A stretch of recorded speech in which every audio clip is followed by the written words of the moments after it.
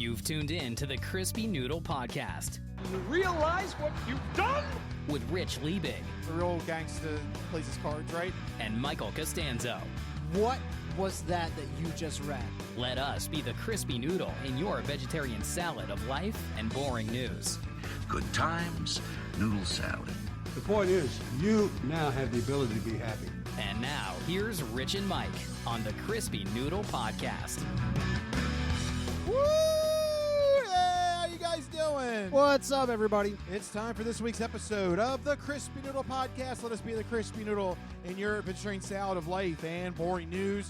We've got some sports, we got some entertainment, we've got odd news, all coming your way on this meal for your mind. That is the Crispy Noodle Podcast.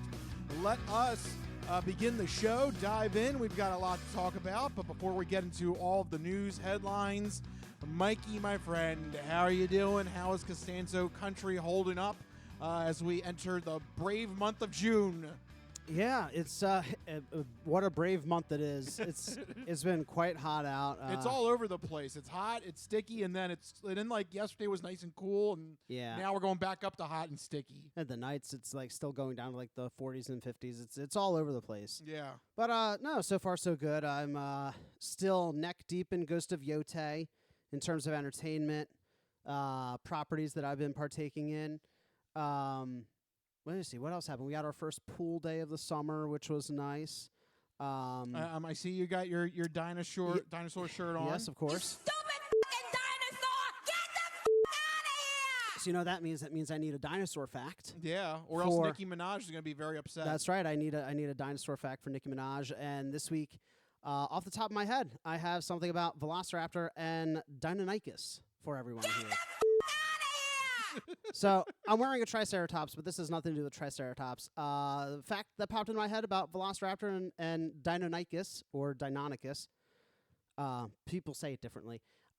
The creatures in Jurassic Park, Velociraptor, is not Velociraptor. Velociraptor was actually about 3 feet tall, about the size of a medium-sized dog. The dinosaur that they based Velociraptor in Jurassic Park on was believed to be the recently discovered Deinonychus or Deinonychus at the time, which is closer to about 5.5, 6 feet tall, and has more of the structure of what you see in the movie. What some people don't realize is that there's lots of different quote-unquote raptors. There's Velociraptor, there's Deinonychus, there's Utahraptor, Pyroraptor. There's like so many of them, but because of Jurassic Park, people are like, Velociraptor is the one and only. There's so many others out there. Go check them out. You stupid fucking dinosaur! Is there any dinosaur fact that I can find that will impress you and Nicki Minaj? I don't know, but I just love how like you just go off on a tangent and it's like, you might as well just start your own podcast, the dinosaur I podcast. would love to talk about dinosaurs. I don't think I know nearly enough about them to do that, but I have a few. I think you could. Facts. Thank you. You're very well read on dinosaurs. I try to be. Anyway. That dinosaur been working my nerves all night. Well, unfortunately, send me your dinosaur facts. Unfortunately, no one person that wouldn't listen. No. Sorry, Nicki Minaj. Nicki, she's dead to me. Yeah. She doesn't like dinosaurs. Too bad. But you had a very busy weekend, Rich. The more important thing to get to. Yes, this weekend was the 24-hour game show marathon, and we pulled it off again. It was another successful event. We started at noon on Sunday, and we played 24 game shows in 24 hours, all to raise money for Child's Play, which gives toys and games to kids that are in hospitals across the country. It was a blast. It's my dream job. I get to host 6 of the 24 game shows and play in a couple of others as well. But yeah, we always say this at the end of the event when we have our wrap up. This is between me, Corey, Christian, and Bob. It's always been like a secret childhood dream of ours that we all always wanted to host a game show. And thankfully to this event, we get to live out our dreams and we get to host 6 game shows apiece. So it's a wonderful event. It demands a lot, but it's all worth it in the end. That Sunday when I get home and I get a shower and I finally hit my head on the pillow of my own bed, I am out. I am out for like 18 of the next 24 hours. but it's all worth it to raise money for Child's Play. As it stands right now, we're at $11,300 in total. But we are having replays of the marathon on Twitch. So if you go to Twitch, you can rewatch it. And as the week progresses, we are going to clip each game show as its own video. So hopefully by next week, you can watch specific game shows as their own video on Twitch and YouTube. So you can rewatch it that way. And usually between those two things, we get a couple more donations that come in. So we're hoping that total keeps climbing even after the marathon has ended. Because we don't close off donations. We leave it open for a couple weeks to get those follow-up donations to come in. So hopefully I get to report back to you in a couple weeks and give you a bigger total. With the grand total, yeah. Yep. I mean, even in, the current state of affairs, over $11,000 is incredible and such an amazing charity it's going to. If anybody out there hasn't checked it out, you're really doing yourselves a disservice. You got to check it out. Few of my favorites. One, they did an entire pre-recorded segment of Chopped. Yes. Where Rich actually does some cooking. I think they did you a little dirty. I got to be honest. I think they did you a little dirty with the ingredients and with the judging. My personal opinion. It was tough. It was tough. But go check it out. Really funny. Really cool. Just to see everybody's different interpretations. These aren't professional chefs. Well, one was a professional chef. Yeah. Which, I mean, that wasn't even fair. I'm watching some of the dishes. I'm like, dude, come on. That's ridiculous. I'd be up there making like, oh, here's frozen French fries, Making potatoes and... oh, man. Crazy. What your dad? Potatoes and beans. My dad, potatoes and beans. Yeah, boiled potatoes, boiled beans. Yeah.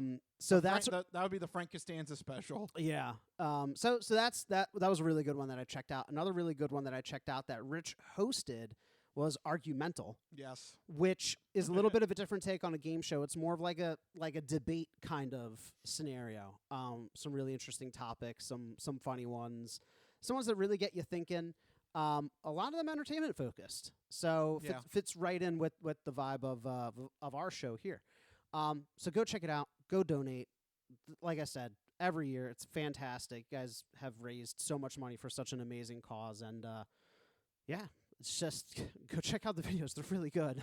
Thank you. And it's all available right now on our Twitch account and our YouTube account. So search Game Show Marathon, you'll be able to find it.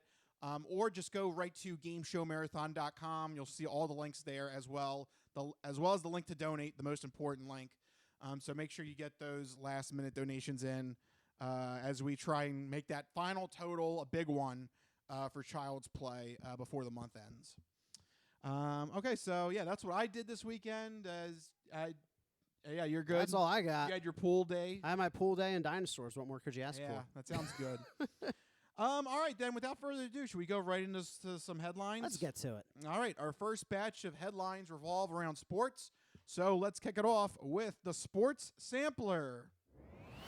It's time for the Sports Sampler. So you're not good at sports. It's a very small part of life. Sports. In your face. Woo, sports. All right. Mikey, do you want to ask the question that you've been aching to ask? Yeah, during the doldrums of summer, I'm trying to find topics for the show, and I'm like, oh, wait, I think, basketball and hockey had some minor events going on recently with the finals in the Stanley Cup. Have those wrapped up yet? Have they? No, God! No, God, please, no! No! No! No! Nope, they're still going on. I feel like basketball has been playing playoffs since before March Madness. What is going on April. Here? April's when they start the NBA playoffs, yep. That's going on 3 months. Yep. That's insane. At the time of reporting, they've only played 3 out of the 7 games. Guys, what is going on? Well, hockey's the same way, too. They've only played 3. They're playing the 4th one right now as we're recording, so we can't really... Are people watching these things? Yeah. Oh, yeah. It's a big deal. But are they? Yeah. I think the championship matches, the finals, yeah. I hate to tell you, buddy. Yeah, they do. Not as much as the Super Bowl. I will say, though, they really should condense some of these schedules. Maybe NBA is a little more little more guilty. Maybe of it. it's just bias on my part, but I feel like when football playoffs are happening, it is like the only thing people are talking about. When these other finals are happening, because they take so long and there's so many games, it's like there's focus on it, but I feel like it doesn't really penetrate the general subconscious as much as like football playoffs do. Not unless the sitting president decides to visit and clog New York City. Yeah. Dear Lord. That was embarrassing. Did you see I know this is a random topic, but like did you see like the actual security measures that had to go in place? No. Like I did it's not. so bizarre because President Trump was at game 3. Right. They had to put up this like whole barricade around Madison Square Garden. Well, yeah, because you need Secret Service, you need... But not completely, because Madison Square Garden sits below sits above Penn Station. Penn Station is below Madison Square Garden. Right. So they still had to allow people to use mass transit there. Like, isn't that... If you're making like a huge fortress out of Madison Square Garden, isn't that like a vulnerability right there as well? It was so weird. It didn't make any sense. It does not make any sense, and it caused bedlam. I bet. All the watch parties had to be canceled for Game 3 in the city because because they didn't want to take any risks. I think the closest watch party was like somewhere deep in Central Park or something. Wow. Yeah, like because it's a sitting president attending a very public event. Right. Tickets for the event started at like $12,000. Started. Man. Like it was bizarre. It was unlike anything I've ever heard of for an NBA Finals game. It was ridiculous. Causing bedlam. $12,000 for a ticket. That's insane. Yeah. And it's for basketball. It's not even football. I'm sorry, you can't convince me. You can't convince me. There's Mike for you. If it's not football, it's not worth it. If it's not football, it's not worth it. No, if you're telling me $12,000 for a Super Bowl ticket, okay, I can see that. $12,000 for Game 3. This isn't even a Game 7. It's not even a do or die game. Come on. Don't give anybody any ideas. Game 7. Oh, Game 7. $50,000. $100,000. Yeah, something ridiculous. Your firstborn, literally. Give me your right arm. We are literally going to sign over your firstborn, and they have the rights to the Spurs and the Knicks organizations. You don't have to give us the baby. You just have to name it. You just have to name it New York Knicks. Get the logo tattooed on the little baby's forehead. Yeah. What happened to my head, Mommy? Just grows up with, but then it keeps getting like stretched out further and further as they get older. Well, Billy, we really wanted to go see the Knicks win the championship, and we just didn't have $37,000 lying around. You had to take the hit, Billy. I'm sorry. You had to take the hit. Sorry, Billy. Proud of you, but Billy, you took one for the team. Billy grows up being a fan of I don't know who's the rival of the Knicks. Some other team. Anybody in the Atlantic Division, the Sixers, anybody else. the Nets. There you go. Celtics. That sounds good. Billy can be a Sixers fan. We'll take him. Oh, you got to do something about that tattoo. You got to do something about that. Just wear a bunch of big hats. You're gonna or redo that tattoo or get it removed or something. I don't know. So yeah, anyway. Unfortunately, that's no. That's the only finals talk we have. Yeah, unfortunately, because the stupid thing goes on forever. Yeah, as of this recording, we cannot talk about the NBA Finals or the or the Stanley Cup Finals as they are still in progress. But once they wrap up, we will let you know. Hopefully, it'll be this time next week, and we'll have our analysis and talk about what happened. But Mike, I do have football news for you. Oh, thank God. Yeah. All right. I made it. It's college football. I'll take it. Oh, good for you. I'll take what I can get. What's going on here in good old college football? Yeah, because this is starting to cause a little bit of a firestorm in the world of college football. We have the case of Texas Tech quarterback Brendan Sorsby. He is, I think he's 22, 23 years old. And he just transferred to Texas Tech. But during the offseason, it was confirmed by investigation that Brendan Sorsby, while he was playing for Indiana, and then I forget what team he was before Indiana, but while he was playing for those two teams, he placed thousands of online bets online through sites like FanDuel and DraftKings and Bet365. And and that's a big no-no. That you can whatever you want to try and chalk up to the modern era and all the betting ads. There's still kind of one golden rule: do not bet in any sort of college or professional sports. It's just, if it can cause Pete Rose to not be in the Hall of Fame, it can ruin anybody's career. So not good. No, God! No, God, please, no! No! No! No! So it's just bad news bears all around here, as it was confirmed he placed all these bets, including on his own teams when he was playing for them.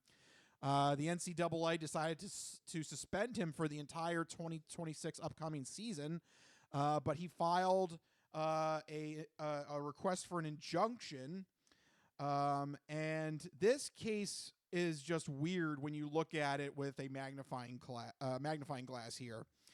The judge, who is also from Lubbock, Texas, where Texas Tech plays. So I wonder if he's got a little bit of a, conflict of interest here, considering that this would be his local town's college quarterback. Right. Just it seems a little odd. Decided to hear the case and has granted Sorsby a temporary injunction against the NCAA that will allow him to play, actually. This has just crushed any sort of authority that the NCAA has had, seemingly. I mean, this has just been a major egg over the face of NCAA, because it looks like they can't even enforce their own laws. All you got to do is take them to court, maybe, slip a bribe to a judge or two, or get the luckiest get a judge who just needs to be coerced to be on your side in some way, shape, or form, and boom, doesn't matter what the NCAA says.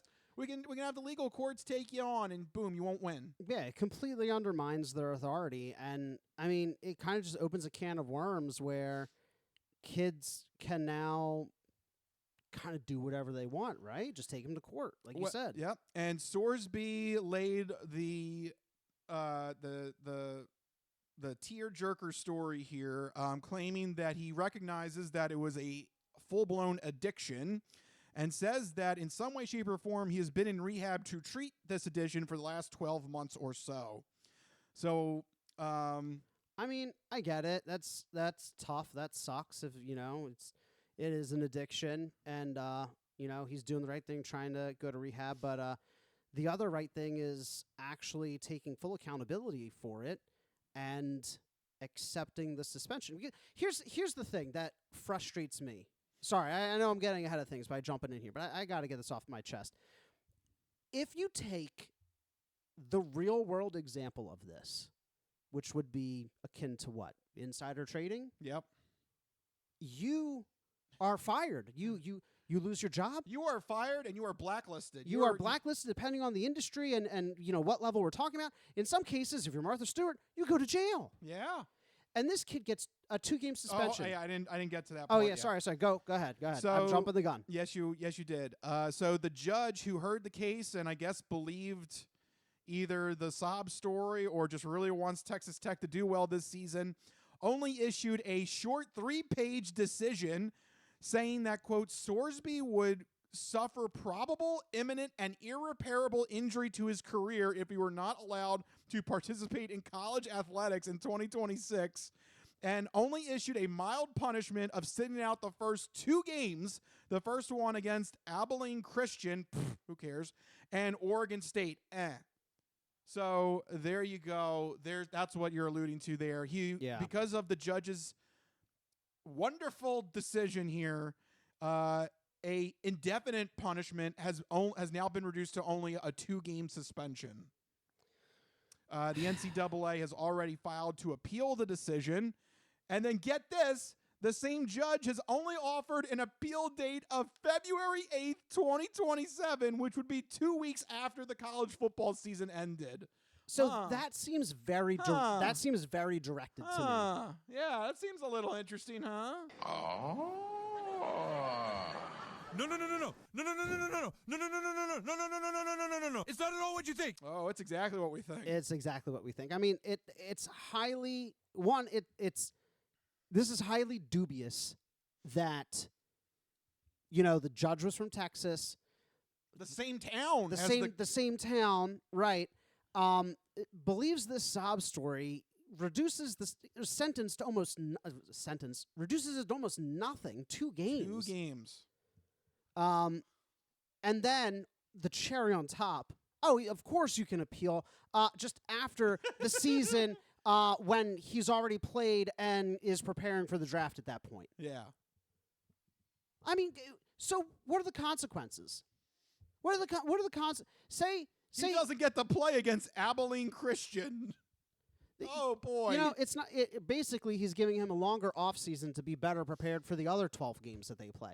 No, this is silly. Like I said, if this were a real world scenario, kid's losing his job.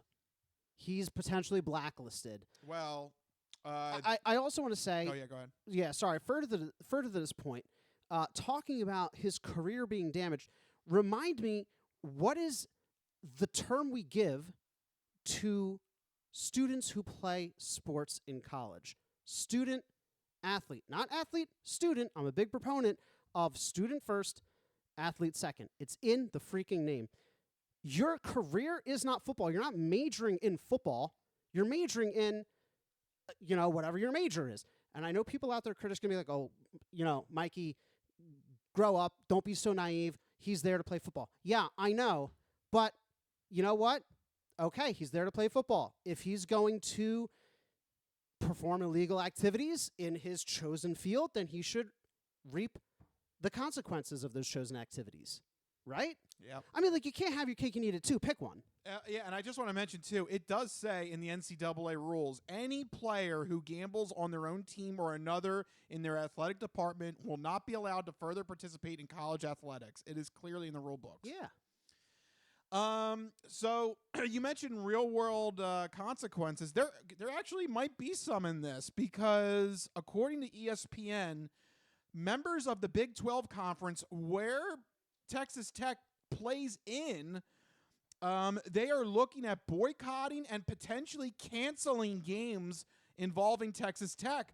Because remember, in college football, the teams make up their own schedules, which is a whole other issue. But yeah, so I mean, honestly, I would, I'd love to. I don't want to say I'd love to see it because that sucks. The whole team has to suffer for the actions of one boneheaded kid. But I think that there needs to be some kind of consequences because it sets a dangerous precedent that, these kids already feel like they can do whatever they want. Yeah. Right?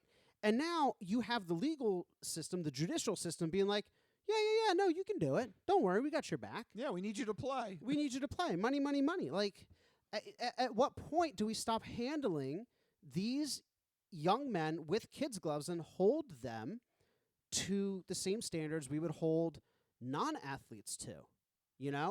If if a business major steals the answers to a test, or if a law student steals the answers to the LSATs, or somebody in a doctoral program steals the answers to the MSATs, what kind of consequences would they face? But here's a kid who is placing his finger on the scale, the outcome of his chosen field, no consequences.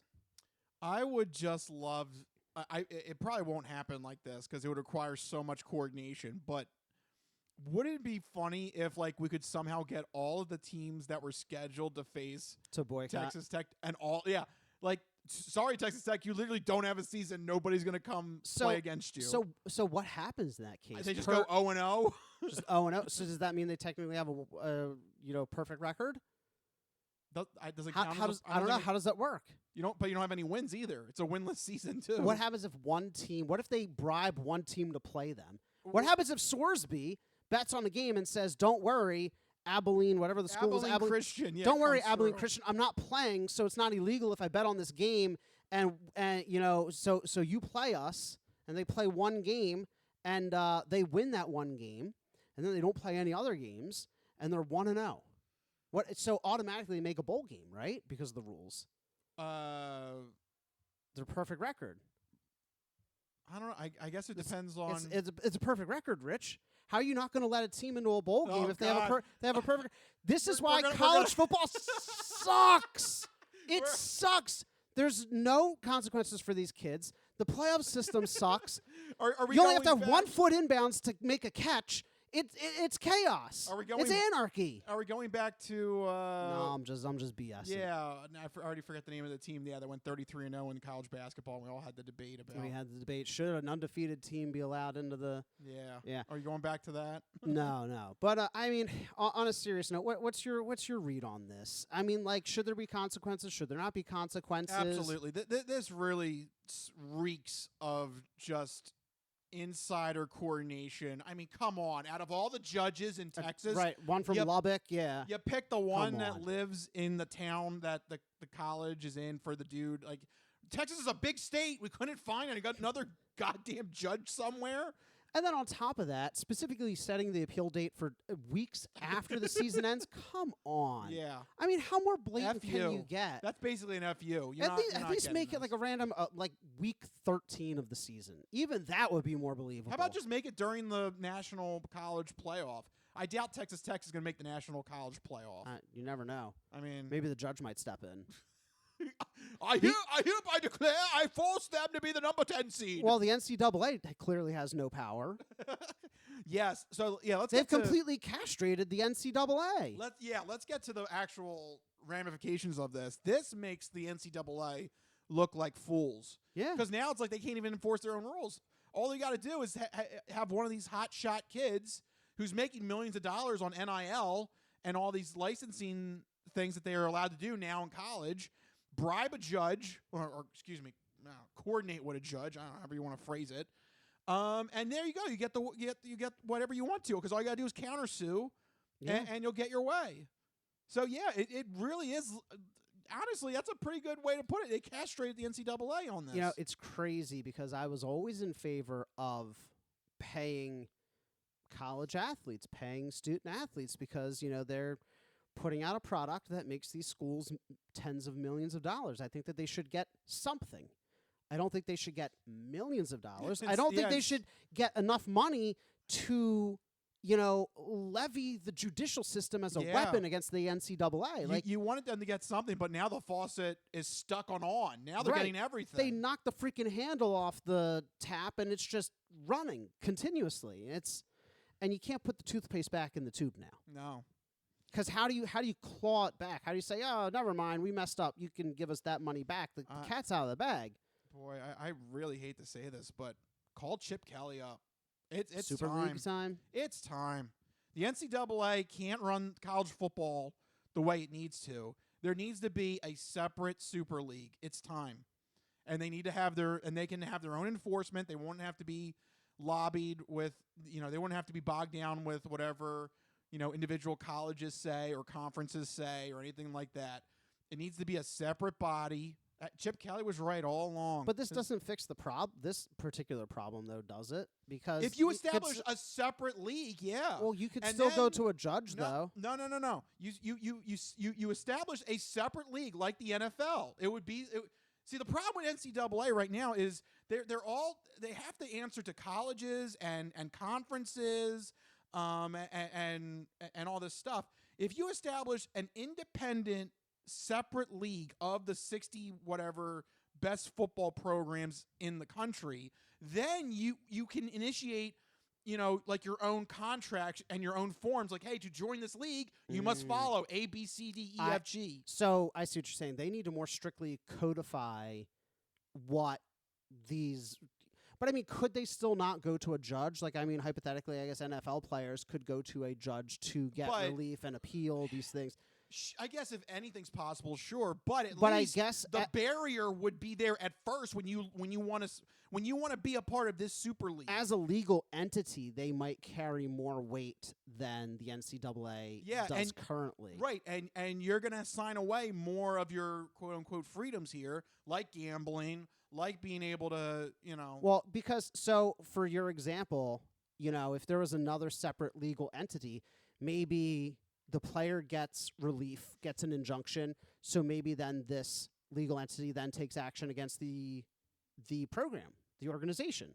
Like, oh, you lose so many recruiting dollars, or whatever the punishment is, there's still consequences in this scenario. Yeah. I don't think the NCAA can do that because, like you said, there's so many different stakeholders involved that I don't think they have the power to No, they take don't. action against a specific specific program or specific school. No, and now with a ruling like this from a judge, it's worse now.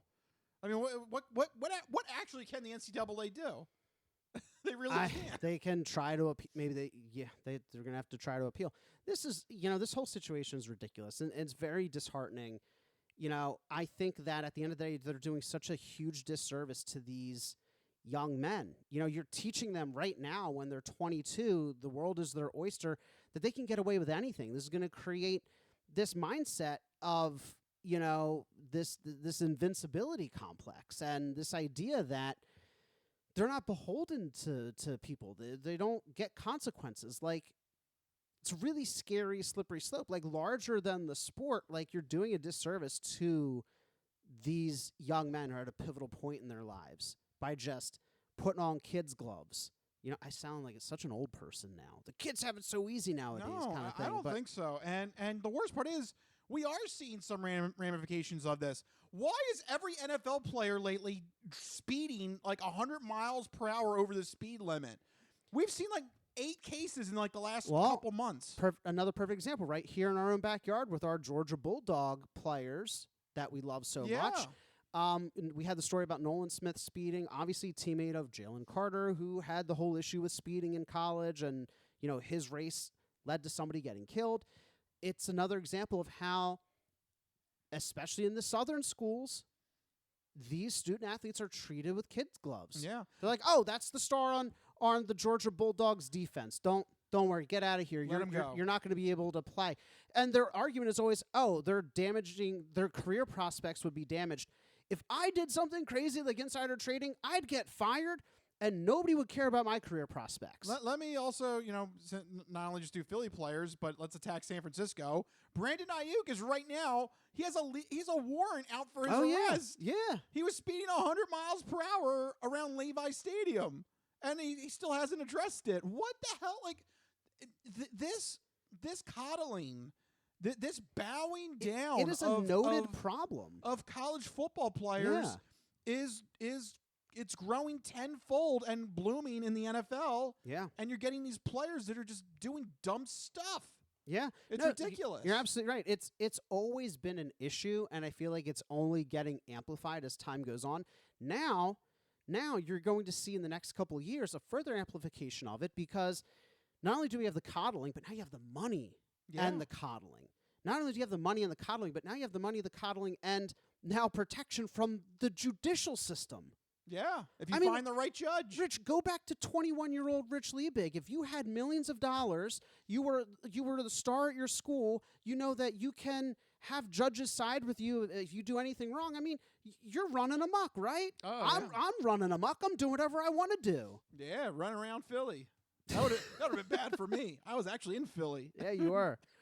But, like, the point is, like, kids and yes, they are kids, like, people that age, they're not like bright people. They're not fully together yet, and you're giving especially men. Oh my God! I know. Guys aren't together.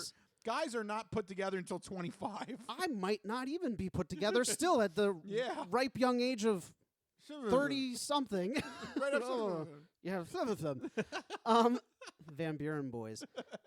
That dated us. So hey, you're the one. I'm older than you. Yeah, you are.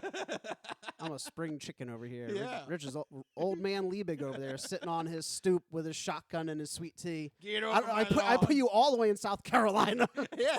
Where am I? I don't know. South Carolina, yeah. Spitting in a spittoon. Yeah. Get off my lawn. We don't like you kind around here. In southeastern Pennsylvania. We don't like your kind southeastern Pennsylvania. But, no, I mean... Chester County. Chester County. You don't come around these parts here. You mean downtown Phoenixville? That's right. That's where we are, downtown Chester Country. So, but to circle back, I mean, you're right. Like, young men especially should not be given this type of free reign. Like, that's incredibly dangerous and stupid. It's very alarming. Yeah, I don't like it. It's very disheartening, very sad.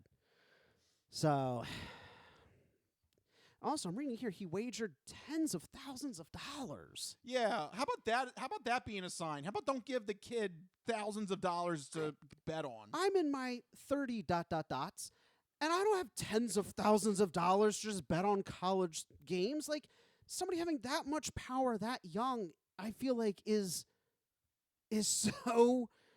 so damaging to their psyche. Like, no wonder he needs addiction rehab at the age of 22. Yeah. You know, come on. Yeah. So a real story there coming out of the world of college football.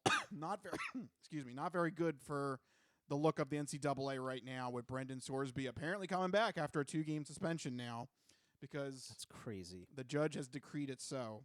Go figure. But I don't know. Maybe I don't know. I don't know what else NCAA can do. Maybe they can find another judge. Is that possible? Maybe they can switch out the judges. Maybe I think they can probably do something like that. I guess it depends how far they're willing to take it. Because at the end of the day, this kid's gonna make them money too. So, oh God, yeah, you're probably right. Yeah, they probably won't stand in the way that much. I feel like here's the thing: they shot their shot. It didn't work. Now they just got to figure out how to control the messaging. You know? Yeah. Because the longer it goes back and forth, the more it damages the image, the less money they make, yada yada yada. I don't know. It's just not a good situation. It's a bad situation. Yeah, unfortunately. So, damn you, Texas. Nothing good has ever come out of Texas. Yeah, what the hell's happening down there? I don't know. But there you go. News from college football. It's the only football news I can get you, Mikey, right now. Got my blood pumping, so still achieved the thing that football does. Very which good. is good. Very So good. I'll take it. And next week, we'll talk about golf. Oh, boy. The U.S. Open. Good Woo! times keep rolling. Yeah. So get ready for next week.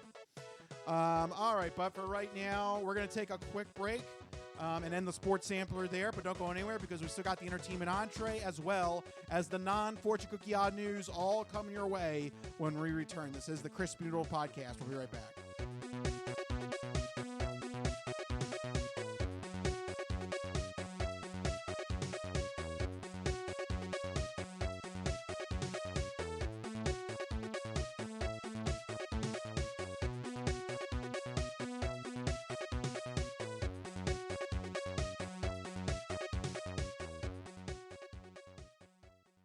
Coffee? Check. Trivia? Check. Shenanigans? Like you wouldn't believe. The 24-hour game show marathon sees game show fanatics recreate 24 of their favorite game shows to raise $10,000 for Child's Play. Child's Play delivers therapeutic games and technology directly to pediatric hospitals to improve patients' lives through the power of play. Tune in live on Saturday, June 6th, starting at noon, and donate now at GameShowMarathon.com.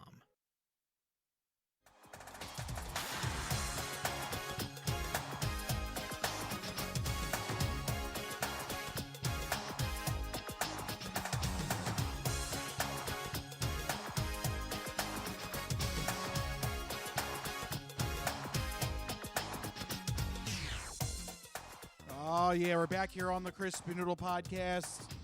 Yeah, unfortunately, until the NBA Finals and the Stanley Cup Finals are done, yeah, we're kind of in limbo in terms of what we can talk about in the sports sampler. So, a little bit light, but it is a sports sampler, so it was a true sampler, if you will. Oh, there you go. Yep, wake up. Hello? Microphone? Yeah, there you we go. Hey. Mikey can wake up. There you go. That's funny, considering the both of us, I'm the one that should be a little bit off the rails. I know, I'm here. surprised you're even here right now. Yeah. Luckily, I caught up on a good amount of sleep on Sunday when I got home and Monday. So that's good. Because, yeah, you need to after a 24-hour marathon. Man. It is a lot. Yeah. And you get loopy, and it's fun for the viewers, less so for you running on. What you say? You got 90. I think I got only like 90 minutes of rest. That's crazy. Yeah, you know. Especially because you made the point, like, obviously you guys are on air for 24 hours, but it's not like you woke up at the studio. Like, that day, you're awake for way longer than just the 24 hours because you have to get there hours ahead of time, which means you woke up hours ahead of when you had to get there hours ahead of time. Yeah, our setup call time is usually 10. So you got to break down, too. Yep, we got to break down. Takes a while afterwards. to break down. So, 24 hours marathon for the viewers, but it's more like a 30-hour marathon for you guys, Yeah, something like that. It's worth it, though. Yeah. Oh, yeah. It's still worth it all for Child's Play. So make sure you go to GameShowMarathon.com and keep those donations coming in and rewatch whatever you can, either on Twitch or on our YouTube page. All right. So with that in mind, how about we jump to the second part of our show? It revolves around movies, TV, and video games. It is time for the entertainment entree.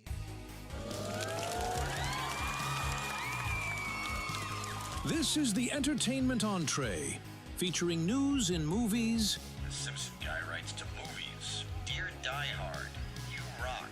Especially when that guy was on the roof. Music. What is that? I know what that is. That's music. Video games. Do a barrel roll. To barrel roll, press C-O-R twice. Celebrities. You really know Warren Beatty? Yes, I do. I took a leak next to him once at the Golden Globes. And more. We were the all singing, all dancing crap at the world. It's time for the entertainment entree. All right, officially in entertainment entree territory. Mike has a media item to update you on with Mike's This Week in Entertainment.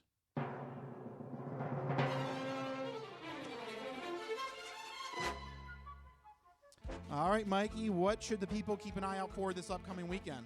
All right, well, in movies, we have a big one coming out this week. Disclosure Day is a new film directed and produced by Steven Spielberg. In this movie, whistleblowers find themselves at the center of a movement to expose the government cover-up of the existence of aliens. It seems really cool, posing the question of, if you have this information, what do you do with it? And so it's, this group deciding to just blow the cover, and what happens when the world learns that aliens are real, that we get that full disclosure, that Disclosure Day. So really interesting concept. Critical reception has been pretty positive so far. It's got an 89% on Rotten Tomatoes with average scores in the mid-70s. The trailers have looked really intriguing, so it looks like this could be a really great Spielberg picture. So, going back to those summer blockbuster vibes, go check out Disclosure Day in theaters this weekend. And that's what we're looking forward to this week in entertainment.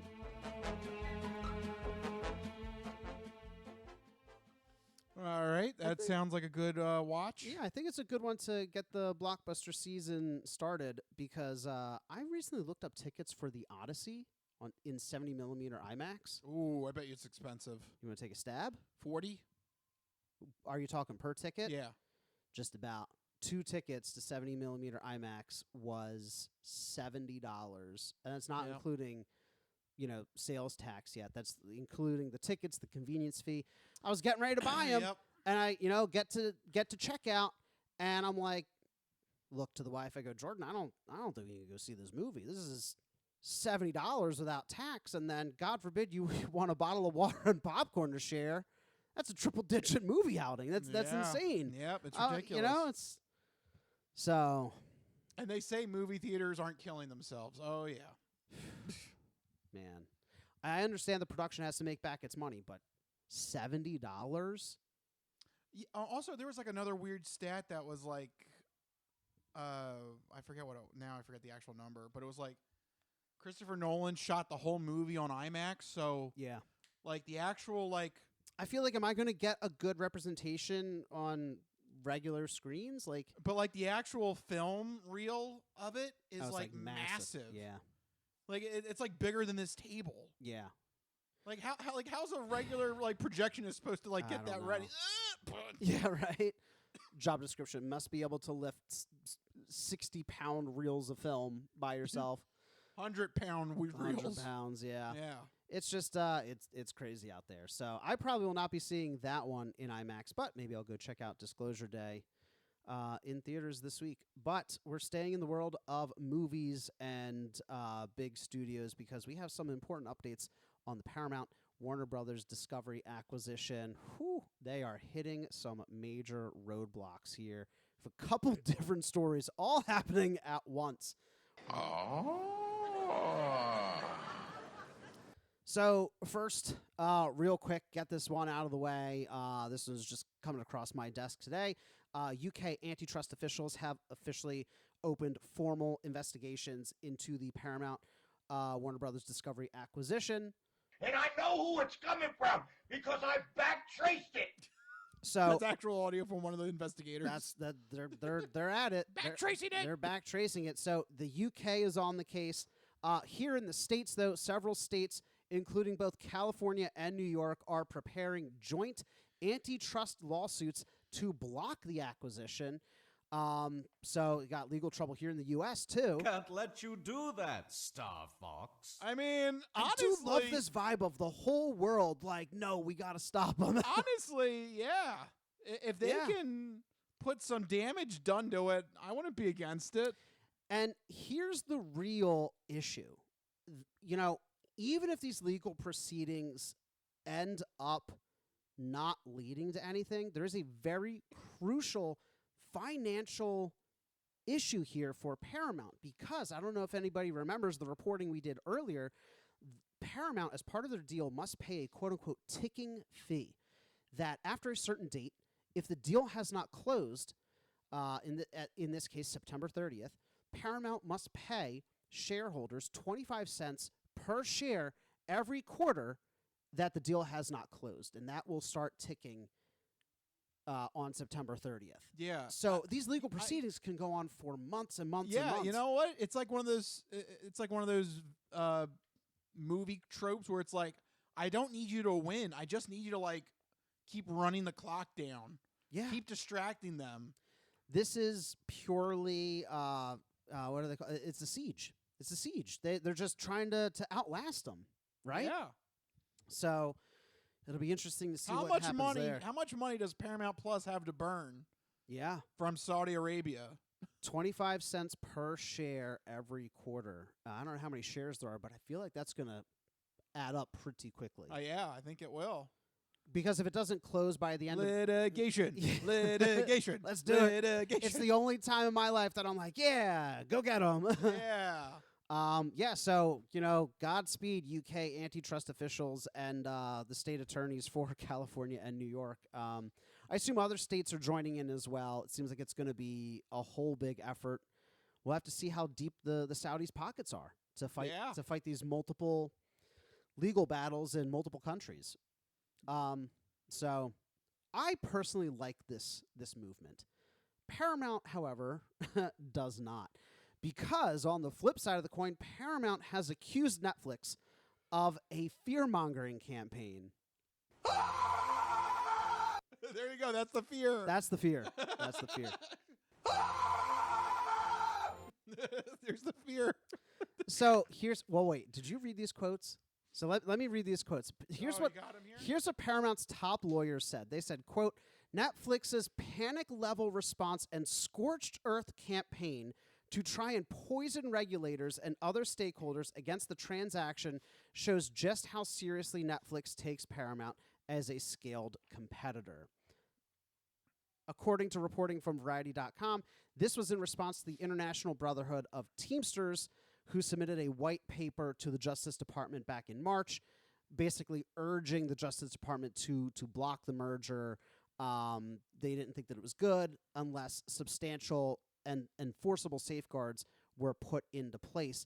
Netflix responded by saying, I have the wrong quote here, but basically Netflix responded that it's all BS. Okay, very good. Good job, Netflix. I copied in the wrong quote. So that would be funny if they actually just responded the same way. I know you said that about it, but what about I? So here you go. I found the quote. They do kind of just say it's BS. They say these claims, quote, these claims from Paramount Skydance are absurd. We walked away from this deal months ago and remain focused on our own business, not theirs. Ultimately, it's up to regulators to approve this deal and determine if it is in the best interest of the industry and all concerned. I also have a follow-up quote from them. Do you know about this? No, what was that? There's a follow-up quote from the marketing head of Netflix. Oh, yeah? I have it right here for you. I may not know my flowers, but I know a bitch when I see one. That was official audio. I mean, That sounds pretty accurate, honestly. Is Paramount being a little bitch here? Oh, of course they are. I love it. Good. Yeah. Make them panic. Make them panic. Yeah, I mean, because it's legitimate, man. They're gonna have to pay a lot of money if this litigation keeps going on. Oh yeah. They must be feeling the heat to. I mean, like they're calling out Netflix for this fear-mongering campaign, which is crazy, right? You know, to Paramount's credit, Netflix might be working behind the scenes to be like, hey, like this is really going to mess up your jobs, Teamsters. They're gonna take jobs. They're gonna cut production, yada yada. But it's true. But here's the thing: it's kind of true. That's not really something to. That's not really something to make Netflix feel bad about. That's right. Yeah. A merger like this is going to shed a lot of jobs in the industry. Yeah. And you know, not for nothing, it's a small example, but it's one that, you know, affects a property that I care very deeply about. The Avatar: The Last Airbender animated series from Nickelodeon. They've had video games in the work. They have an animated movie in the work. And Paramount is just approaching these projects with complete disdain and disregard. They let the movie leak, didn't do anything about it. They refused to show it in theaters. They canceled the AAA RPG video game midway through production. Paramount has a history of treating properties poorly. Look what they did with Stephen Colbert on CBS. I mean, like, Netflix ain't wrong. If they're back there pulling strings, they're not wrong. I mean, you know, Paramount's lawyers might have a case if they can explicitly demonstrate that Netflix is kind of pushing the pieces, but at the same time, you're taking Saudi money, so don't throw stones in a glass house, is all I'm saying. Go Netflix. Go Netflix. Go one mega corporation over another. Yeah. This is where we're at in society. Yes, it is. So that was the update there for Paramount's acquisition of Warner Brothers Discovery. I have a feeling this story is not going anywhere anytime soon. Nope, and I hope it bleeds Paramount dry. Oh, man, that'd be great. That would be great. Speaking of rooting for weird bedfellows in corporate world, let's go to video games. Yeah, so Summer Game Fest is happening right now. Lots of announcements from a lot of different showcases. One notable one, the Xbox showcase happened late last week. And Xbox did the most Xbox thing ever. So they announced Gears of War E-Day. This is a brand new prequel to the original Xbox exclusive game. Gears of War, the original version, was recently remastered for PlayStation 5. But here's the interesting bit. People noticed a weird, contradictory element to this announcement for Gears of War E-Day. So, as we all know, Xbox has been putting more and more exclusives on PlayStation. We got Forza, we got Halo, we got Gears of War, we got a whole bunch of other smaller projects. Future projects even are announced, like Fable and other upcoming games. But PlayStation was conspicuously absent from the Gears of War E-Day announcements. But here's where it gets interesting. Because there were leaks just before the showcase that said Gears of War E-Day had received ratings like PEGI and ESRB ratings for games. You know, in the databases, that retailers had information on a PlayStation 5 version, that apparently a PlayStation 5 version of the game was nearly complete and, you know, in existence, like ready to go, ready to print to disc and launch whenever Gears of War E-Day comes out. And then all of a sudden, Xbox executives said, nope, Xbox exclusive, no PlayStation 5.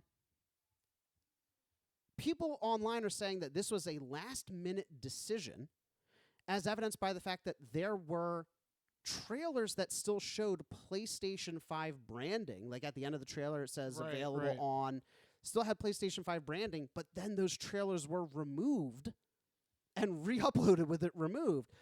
So, I mean, it's just such a weird thing for Xbox to do, and so curious. Microsoft is weird with certain IPs. They don't want to let certain IPs go. It's weird, but they put everything else on PlayStation. Yeah. They put Halo of all things. A remaster of Gears of War, Forza, even unannounced projects like Fable is still coming to PlayStation. So fans and, Xbox and PlayStation alike are trying to understand why this decision was made. Is this just Xbox leadership trying to appease Xbox loyalists? But at the same time, they've already put everything out on PlayStation. Do they really think they can claw back gamers or convince them to go buy an Xbox just for this game after they've let so much go? It just seems like a very strange decision to me, and very short-sighted as well.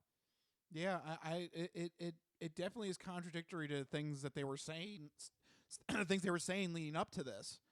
Because I thought their whole ambition was going to be, now we're going to move the software. That's what I thought. But they might exit the hardware game and, strictly just release, the software. But it seems like they might be trying to reverse trend. There's some online that think that this might be in response to PlayStation recently pulling back from PC development. Maybe like a tit-for-tat kind of thing. Is that, yeah? Well, if you take your games off of PC, we'll take our games off of PlayStation kind of thing. Because the rumor was that PlayStation had their showcase, which we talked about. The rumor was that Halo was supposed to appear in the PlayStation showcase, but Xbox pulled that at the last minute as well. It's still coming to the console, just they pulled the trailer from the PlayStation showcase, and PlayStation was mad about that. I don't know. Could they still cancel Halo? It would be crazy. It's available for pre-order, so that'd be a really difficult thing to cancel at that point after collecting people's money for pre-orders. I don't know. You can always issue refunds. That's true, you could. So is Xbox trying to strike back and reignite some console war exclusives here? It just feels very, very odd to me. Yeah. And I feel I don't know why they would do this late in the game, but I don't know. It does seem like they're trying to reignite the console wars. And it seems like it's very last minute. Like, hey, wait a second. Let's try and do consoles again. I don't know. I don't see this as being a very smart decision. Unfortunately, Xbox has not had the same success that PlayStation has had the past couple console generations. It's just not their forte. They have a ton of money, a ton of developers, ton of IP that they could do a lot with. Consoles have not been their strong suit outside of the 360. The past several consoles have not done that well. So, yeah, it's just, if I were Xbox, I would be more focused on services and software. I think that's Microsoft's bread and butter. It always has been. So we'll see how this goes. On the flip side, competition's good. This might propel Sony to, push themselves further when it comes to exclusives and, or take more games down off of PC. Or take more games down off of PC. Yeah, which also is disheartening to hear as well. I'm not trying to be one-sided here, it's nice that PC gamers could play those PlayStation games. And so, exclusives are fun if you own the console, but if you don't, it kind of sucks. Oh, and it kind of like splinters the whole gaming community and reignites this console war mentality of my box is better than your box, I mean, that's what it is. Yeah. So we'll see how this shapes up. It's just very confusing to me. Some people online are saying maybe this is a sacrificial lamb to convince Xbox to finally exit the console space. That by pulling it off of PlayStation, only launching it on Xbox, they're expecting it to not do well and be like, look, see, this is what happens if we don't do multi-platform. So it seems like there's a lot of internal conflict at Microsoft as well about the direction for Xbox. Well, I would believe that because this decision doesn't make sense on its own face value. Yeah. Very, very questionable stuff. Yeah. So we'll see how it goes for Microsoft and Xbox.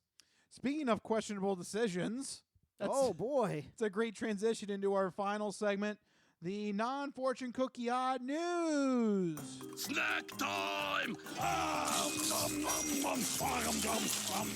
Oh no, what have you done? What is the charge? Eating a meal? A succulent Chinese meal? Oh, I already excuse me, but your wife's cookies are out of this world. Who told you you can eat my cookies? You've opened up the non-fortune cookie odd news. Holy shnikes. Nanda basata. I don't make this stuff up. No, go past this part. In fact, never play this again. I'll take a pound of nuts. That's a lot of nuts! That'll be $4, baby! You want fries with that? And you, sir, are you waiting to receive my limp penis? Oh, it's Hoagie Fest. Let me pull over this asteroid. What? This is the non-fortune cookie odd news. Oh, these cookies. Put that cookie down now! What does Rich have in store for us? So sit back, get everything you need to get from the kitchen. Be sure and empty the bladders, go to the bathroom, because you're in for a hell of a ride. Woo, odd news. That's right, everyone. It's time for the non-fortune cookie odd news. Here in this segment, Rich researches the news, he reads the news, and I react to the news. He finds a weird and wacky story and keeps it hidden from me, which ensures that all of my reactions are my genuine gut reactions to hearing the story for the very first time. I don't know what's about to happen. You guys don't know what's about to happen. And even Rich doesn't know what's about to happen because these stories always take us down wacky and wild paths. And I'm ready to get started. Where are we heading? Now, who is this guy in Florida? It's Florida, and they're crazy. It's a classic. Oh, yeah. It's a classic. You can't go wrong with a Florida odd news story. No, here. you can't. So what do we got? All right, we're going to follow the case of 76-year-old Judith Barantes.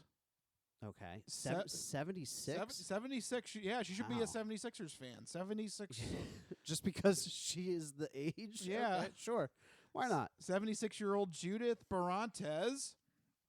And the first thing you need to know before I get into this story is no matter what anybody tells her, this elderly lady, Judith Barantes, believes through and through that she was in contact with the real Liam Neeson.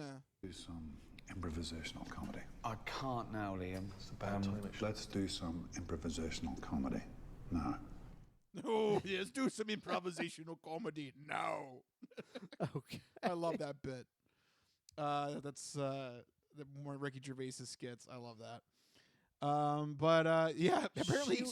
I want to talk to you now. So whatever's about to transpire, you need us to know she thought she was in contact. She believes through and through she's talking to the real Liam Neeson. Okay, and what did the real Liam Neeson tell her? Because I have a feeling it's going to be a little weird. I have a text for you. I'm going to talk to you, and you will listen. Okay. Okay, so this elderly Florida woman.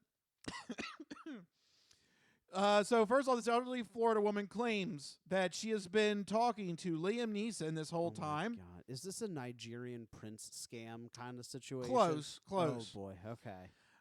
And it got worse as she admitted to her family that she was sending thousands of dollars because Liam Neeson says he needed it to fly back to the States for his next movie. I have a particular set of skills, but you need to pay for my plane ticket to use those skills. One of my skills is not money management. Right?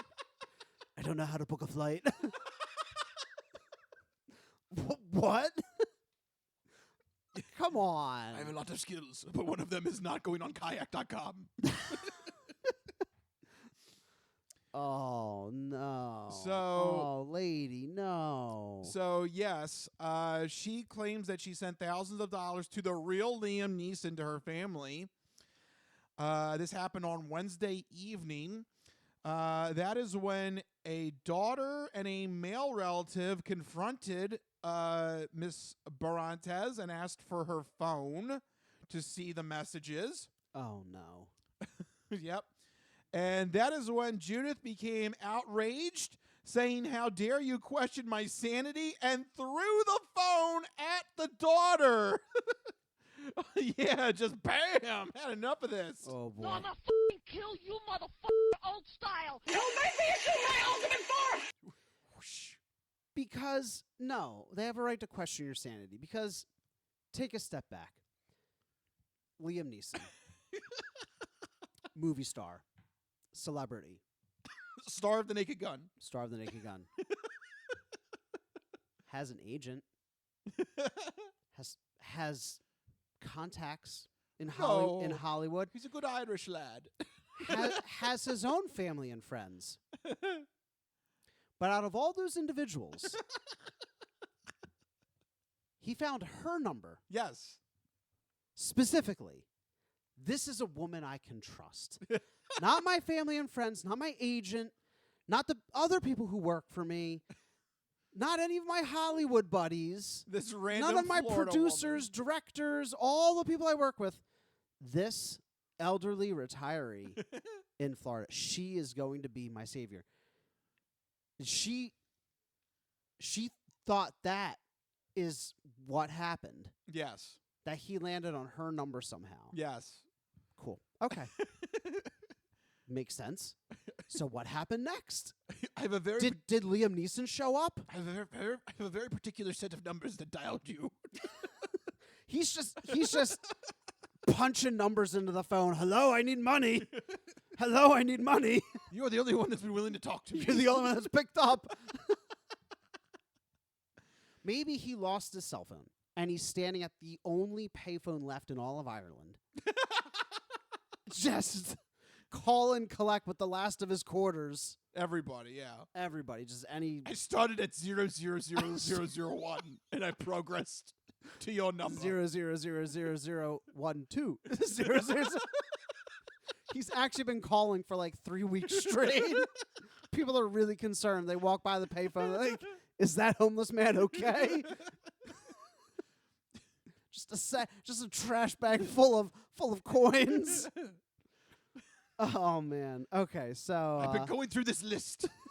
I have it right here. So she throws the phone at the daughter. How could the daughter question her, right? Yeah, right? Obviously, the logic of a sane person here. Obviously. So what did the daughter do in response? Yes. So the daughter, Luz? L-U-Z? Luz? What? Wait. Is that Lucy? Is that Is that just the entire name? Just Luz? Luz? L-U-Z. That's her first name, Luz? Luz? Is it short? I for don't like know. Louise or No. just Luz? Luz? Okay. I'm confused. All right. So Luz. Luz. Is it like Lucy? Like maybe like you're trying to squeeze the Z into like Z? Lucy? I don't know. I have no idea. As it's spelled in the police this lady. As it's spelled in the police report, it's L-U-Z. Okay. I don't know. I don't know. Anyway, Luz or Lucy, I don't know. Who is the 54-year-old victim, said that her mother is not of the right mind, and was obviously being defrauded by this male who was pretending to be Liam Neeson. I mean, she named you Luz, so she hasn't been of right mind for like 50 some odd years. Luz? I don't know. I'm gonna look up if it's a real name. Maybe it's Lucy. Like you could be like Lu, L-U. It's Spanish for light. Oh, that's nice. Luz? So is that a name? Are they Hispanic? I mean, Barantes. That sounds Hispanic. I don't know. Okay, it might be a name.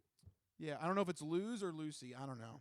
So anyway, so the daughter's like, she ain't right. Yes, that is what she's telling the police here in the police report.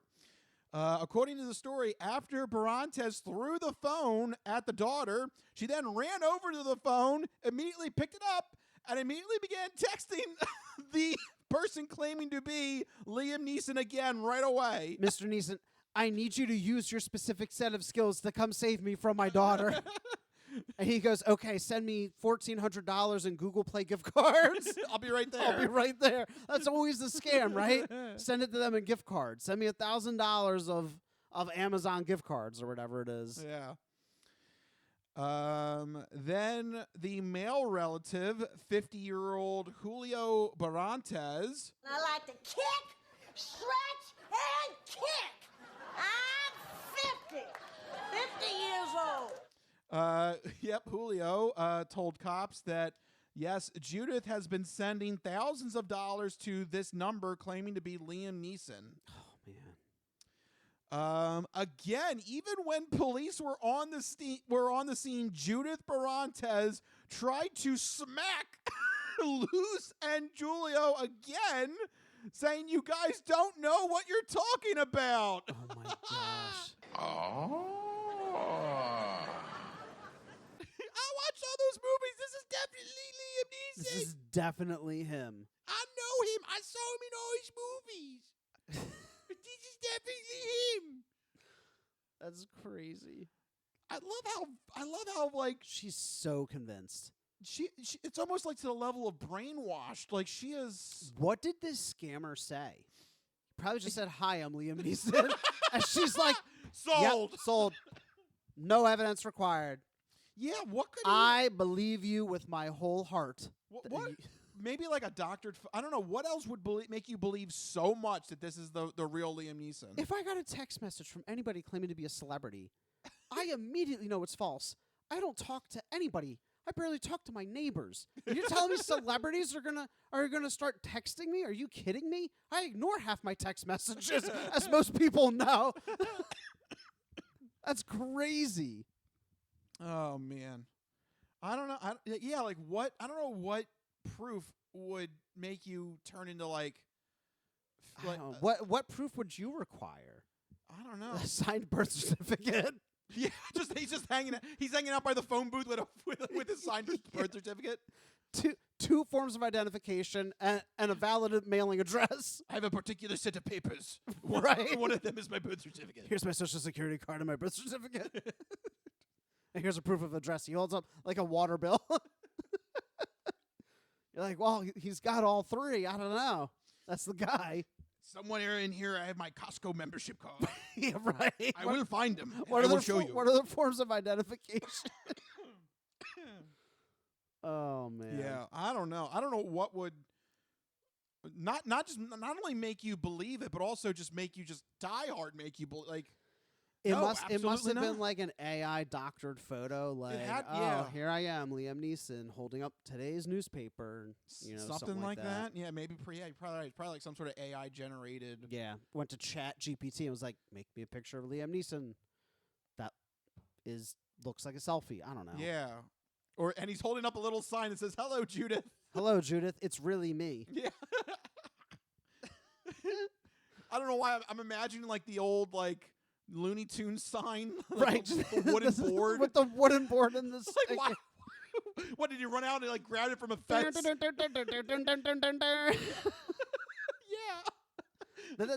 that's all, folks.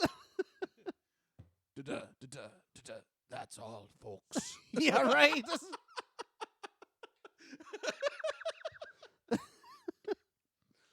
Oh man, what's up, Doc? What's up, Doc? I have a particular set of skills.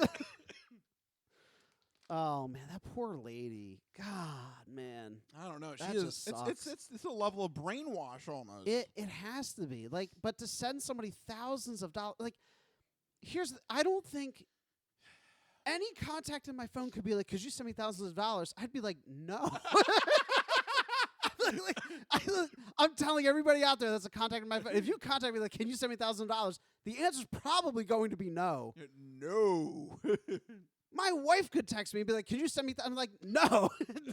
The answer is no. The answer is no. Who's got that kind of money to just throw around? Like, oh, sure, why not? I guess retirees in Florida. If you got money to retire to Florida, I guess you got money to send Liam Neeson. But like also to go back and hit her daughter twice. Like, yeah, right. I missed you the first time. Comes back around for seconds. Let me text him first. All right, let me try again. Yeah. He said, punch you in the face. Oh man. According to the police report, there is no details on how Judith Barantes first met Liam Neeson. Crazy. So yeah, again, crazy. We don't know. And police are going to investigate the number and see if they can find out the person behind the fraud in this case. But Barantes will be booked on a misdemeanor charge. She was booked into the county jail, and then she was released the following afternoon on a $250 bond. So, Okay. yeah, you can't throw your phone and No, get you can't be hitting people twice. You know what it is? She got defensive because she realized, oh, I'm kind of dumb. So she had to double down. Like when you get called out for being wrong, most people have one of two stick your reactions. ground. Right. They either are like, you know what? I'm sorry. Or they get defensive, they dig their heels in, and they're like, no, this is definitely Liam Neeson. I also have messages from other Hollywood celebrities, too. Yeah. They all need money from me. I'm single-handedly saving Hollywood. Ben Affleck called me the other day. Right. He's been through multiple divorces. He divorced J-Lo twice. It's a lot of payments. Right, exactly. He needs the money. Yeah. To fly back and forth. I had Orson Welles call me the other day. That was interesting. Ah, the French champagne has always been celebrated for its excellence. The conversation was a little stilted. You know what? If somebody called me with that accent, I would believe him. Yeah, you sound like Orson Welles. Yeah. Is that what you need for proof? Just that accent? That like, ah! You got to have that first that first beat right there. If you can nail that, I got you. All right. Yep, that sounds legit. Ah, the French champagne has always been celebrated for its excellence. Ah, the French champagne has always been celebrated for its excellence. Or give me a good ma. That's how they answer the phone. You go, hello? They go, muah. I think you have the wrong number, sir. Oh, man. Parmesan, hello. So see, if you want to scam Rich, just call him and go, muah. Is this Parmesan? Rich goes, where can I send the money, Mr. Wells? Yes, Mr. Wells, thank you. Yeah, so this poor elderly Florida woman. Yep, That's she so believed. Unfortunate. She believed hook, line, and sinker, fully 1,000% that she was talking to Liam Neeson, even willing to hit her daughter multiple times over it. Damn. Yep, she got charged with the domestic disturbance call, and she was out on a $250 bond the following afternoon. So. Oh. That's a rough one. Yep. That's a rough one. But come on. Liam Neeson. Just a tiny bit of common sense. Nope. We can't have that in Florida. No, not at all. No. You're not that special. People are not that special. People are no. I mean, like if you're sitting there, you're just Joe Schmo, freaking 70-year-old Floridian, and you're like, of course a Hollywood celebrity would text me out of the blue asking for money to fly back. Not like, oh no, I've been in an accident. I need a new kidney. Can you send me money for a hospital bill? Like, no, to fly back and forth. That's such a frivolous expense too. Like, just don't fly. Just call whoever you need to talk to. You know, I don't know. It's just like you're not that special. No celebrity's contacting you. What? I just had Matt Damon call me the other day. He was calling me from the set of The Odyssey. Liam Neeson, Matt Damon, Ben Affleck, they're all contacting this lady. Her whole phone, her whole contacts are just her daughter, who she hits, got emojis of fists next to her name, and then it's just all celebrities. All celebrities. Celebrities, politicians, billionaires. She's got them all. What? Who's this calling me? Al Pacino? Hoo-ah! And weirdly enough, they all have country codes from like the freaking Cayman Islands or something, you know, like something suspicious.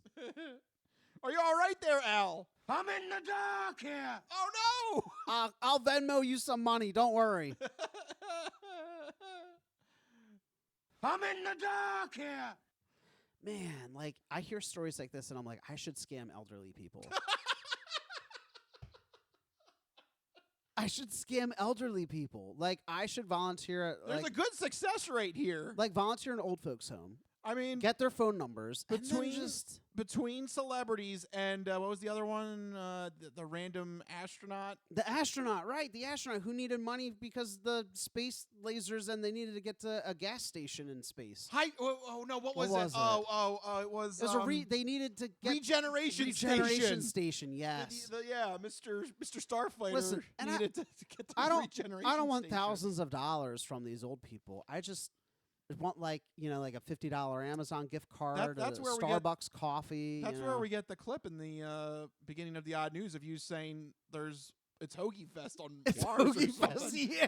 Whatever that quote was. Let me pull over to this asteroid or whatever. Yeah, I said. that one. Yes, it's Hoagie Fest on this asteroid. I don't know. Should I scam old people? Is that wrong? I feel like it's wrong. I think this is the second time you've openly discussed this on the podcast. Well, at least it's only 2 times. Third time's the charm. If you have another story and I say it again, somebody should probably investigate me. No, I'm not going to scam old people, please. No. Come on. Why not? At least not yet. Yeah. We'll see. Things get worse in this economy. You might have to. We'll see how I feel later in the year. This mortgage payments mount and Yeah. dog takes more and more money. We'll see.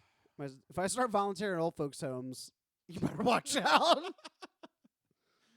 Mike is gonna come in with like a disguise. He's gonna look but not poor old people, right? You gotta find Oh, yeah. wealthy old folks' right. homes, You can't steal from a poor old No, person. It has to be somebody no. with money in the bank. Yeah, exactly. There's no point in stealing from a poor old person. Yeah. They don't have anything to steal. Right. We could do it. We could definitely do it. Yeah. Do you want in? Sure.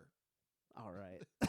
I got some clips. You got some clips. We could pull it off. I'm sure with some of them we could fool somebody. I don't know. Here, let's practice. I'm a little old man. Hello, who's calling? I got my fingers crossed for a little freaky dinky. Oh my! Holy crap! You are creepy as shit. Whoa, why I never. That mouth did some major damage. Jeffrey Dean Morgan's calling. Wow. Jeffrey Dean Morgan. That's wow, impressive. that's really impressive. Wow. There you go. I think we got it. There we go. Yeah, there's one right there. There's one there. Hook, line, and sinker. We got him. Get all $15 from it. Oh man. Hey, split in half. That's a coffee at Starbucks right there. Hey, there you go. Not Hey, bad, not bad. All right. Or maybe a double cheeseburger or something. Something, yeah. I'll take that. All right. Well, we're talking about performing illegal activities, so I think that's about the time of the night where we should wrap up. Yeah, I think we need to wrap this episode up. We're going off the rails here. Oh man, what a way! What a way to end this episode of the Crispy Noodle Podcast. Thank you guys for listening, and we hope you enjoyed. And if you did, make sure you go to our website, thecrispynoodle.com. Make sure you follow us on all social media stuff, but most importantly, make sure you have a way to get every episode sent to you when it comes out. 2 main ways to do that. First is on our YouTube page. Search Crispy Noodle Podcast. Hit that subscribe button so that you get the podcast sent directly to your YouTube account every week, and you can watch it anywhere where you watch YouTube. It could be on your phone, on your tablet, on smart TVs, on your computer, anywhere like that. There you go. You can watch us there right on YouTube. Second main way is we put the video podcast up on Spotify, and using Spotify in the background, you can listen to us as a traditional audio-only podcast. And then if you use Android Auto or Apple CarPlay, you can take us on the go with you through Spotify. So if you're driving around Florida scamming old people, why not? You can take us on the go with you using Android Auto and Apple CarPlay and Spotify. I don't know why that driving around Florida scamming old people. Perfect. It's so many ways to get in touch with the Crispy Noodle Podcast. If you want to get in touch with us individually and partake in some scamming, why not? You can find us on Blue Sky. I'm at Mike Costanzo, MikeYCostanzo. And I am Matt Rich Liebig, RichLiebig. Find us on Blue Sky. Let us know what's happening. Let us know what old people you're scamming. Let us know what celebrity you're using to scam old people with. We're curious. We want to know what Just works. Driving around scamming people. Yeah. Listen to the Crispy Noodle Podcast. That's my scamming podcast. Perfect. So yeah, let us know what celebrity you're using in your scams, and we'll talk about it on a following episode. Why not? But right now, we got to wrap it up. This has been the Crispy Noodle Podcast. Let us be the Crispy Noodle in your vegetarian salad of life and boring news. That'll do it. We'll see you guys next week. See you guys. Later. Bye-bye, all you fine peoples. Good night.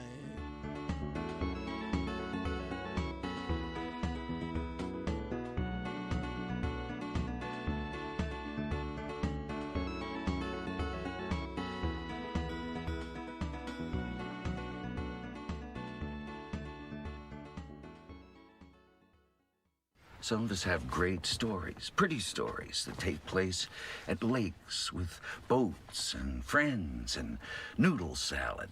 A lot of people, that's their story. Good times, noodle salad.